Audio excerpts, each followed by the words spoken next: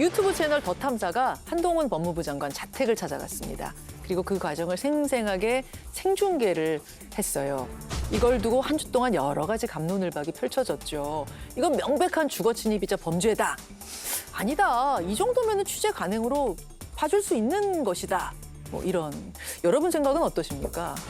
한동훈 법무부 장관을 스토킹한 혐의로 수사를 받고 있는 인터넷 매체 더 탐사 취재진들이 한 장관의 아파트를 찾아가고 유튜브로 생중계했습니다. 한 장관은 이들을 공동 주거 침입과 보복 범죄 등의 혐의로 경찰에 고발했습니다. 너무 끔찍한 얘기 같습니다. 그쪽 주장은 뭐 사전에 연락을 했으니까 스토킹이 아니다. 그렇게 취재해 보셨어요? 그렇게 취재 안 해보셨죠? 네. 사전에 연락을 안 했죠. 그렇게 따진다면은 취재라는 이름만 부르면 모든 불법이 허용되는 건가요? 그렇게 취재 안 하시잖아요.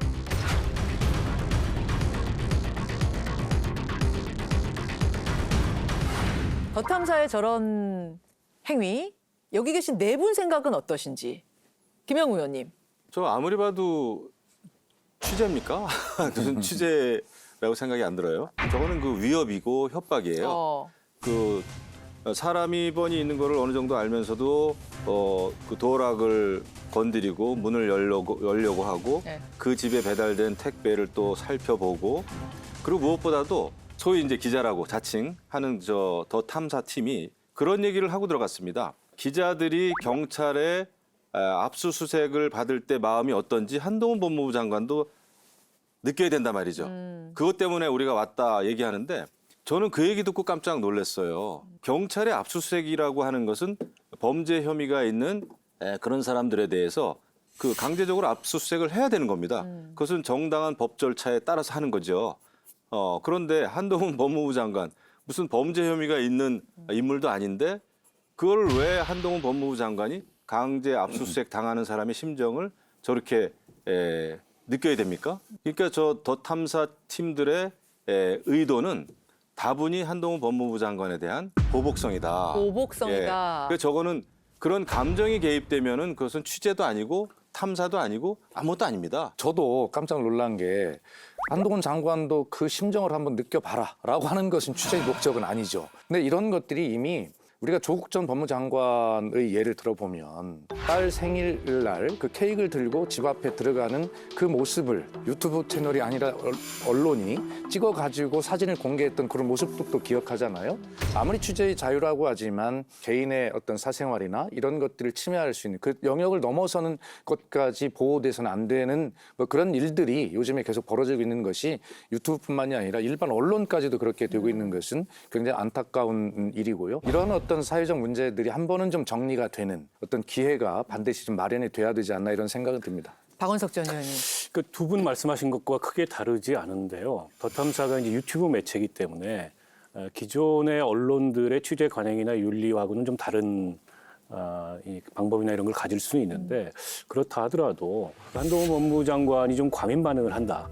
일각에서는 이제 그런 지적도 있어요. 저도 뭐 그런 점은 없지 않아 있다고 봅니다. 왜냐하면 어쨌든 지금 법 집행의 책임자이기 때문에 법 집행 책임자가 자꾸 뭐 이런 법적 대응을 하겠다, 처벌받아야 된다 이렇게 하면 그게 가이드라인이 될 수 있잖아요. 근데 한동훈 장관의 그런 대응이 좀 지나치냐와는 별개로 아무리 이게 유튜브 매체라고 하더라도 개인의 어떤 사생활이나 비록 공직자이긴 하지만 그걸 존중해야 되는데 그걸 전혀 존중하지 않는 거는 저건 취재를 넘어서 폭력이 될 수 있다. 세 분 말씀하신 것과 뭐 거의 뭐 대동소이한 그런 얘기가 될 것 같습니다만은 유튜브라는 것이 실질적으로 방송법 어디에도 언론으로 규정이 되어 있지 않습니다. 예. 그 어떤 콘텐츠에 대해서 제약이 없다라는 점, 그리고 그 행위에 대한 제약도 없다는 점, 이런 것들이 상당히 문제가 되어가는 그런 상황에 있고, 그런데 그럼에도 불구하고 즉 국내의 뉴스 이용자들의 44%가 유튜브를 보고 영향력이 엄청나요. 엄청나요. 그다음 죄가 될까에 대한 문제는 저는 뭐 법률적인 전문가는 아닙니다만은 죄가 된다고 봅니다. 일종의 그 법률적 용어로 뭐 주거 평온에 대한 부분이라고 이야기하더라고요. 그것이 공인이든 공인이 아니든 간에 개인이 살고 있는 집에 내가 살면서 평온을 찾아야 되는데 그 평온을 저해했다 그러면 그거는 법률적으로 위반이 될 수가 있다. 즉 죄가 된다는 얘기입니다. 뭐 네 분이 이번 취재에 대해서는 다 똑같은 생각을 가지고 계시는데 국민의힘에서도 엄정한 법의 심판을 받아야 한다 이런 입장 냈어요. 근데 특이한 건 대통령이 직접 언급을 했다는 겁니다. 대통령의 언어와 태도에 대해서 제가 늘 지적을 하는 게 아니라 제안을 드리고 있거든요.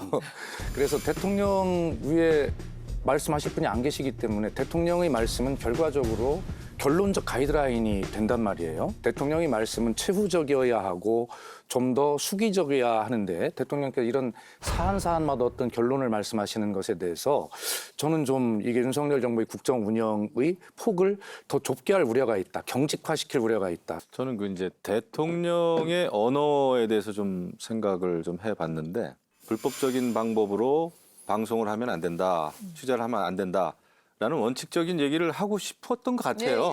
하지만 이제 대통령의 입장에서는 오히려 이런 때라면 이것은 보수 진영이든 뭐 진보 진영이든 가릴 것 없이 이런 식의 잘못된 취재는 바로잡아줘야 된다라는 정도의 얘기를 했으면 어떨까 싶어요. 예, 이거는 더 탐사의 문제가 아니라 대한민국의 문제고 대한민국 정치의 문제입니다. 그러니까 그런 차원에서 대통령은 다가가야 이 문제가 해결이 되고 그다음에 더 탐사뿐만 아니라 다른 많은 유튜버들에게도 던지는 그 중후한 메시지, 무게 있는 메시지가 되는 거죠. 저는 두 분 말씀보다 사실 좀 더 염려가 되는데요. 더 탐사는 언론이 아닙니다. 대통령이 뭐 저걸 논평할 가치가 있는지 모르겠어요. 그런 점에서 부적절했다고 보는데 문제는 이제 대통령께서 가지고 계신 언론관이에요.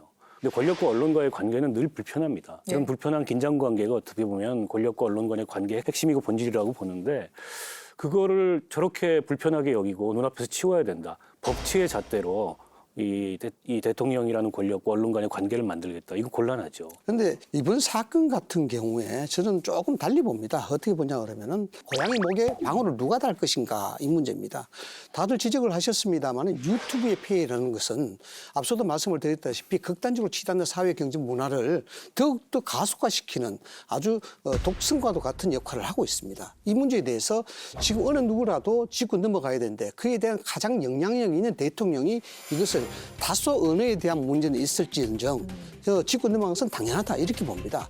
자와 우를 막론하고 이 사람들이 중간적 지대가 아니라 극단적인 상황으로 자꾸 몰고 나가니까 이 부분은 어느 정도의 국정 운영에 대한 방식으로도 이건 좀 조정하고 순화시켜야 된다는 그런 교통이라는 단어도 그럼 이번에는 좀 심한 상황이기 때문에 쓸만했다고 보세요? 더 이상 뭐냐 그러면은 묵과할 수 없는 것은 상황이다. 상황이 심각해졌기 때문에 쓸 수 난 그렇게 있었다.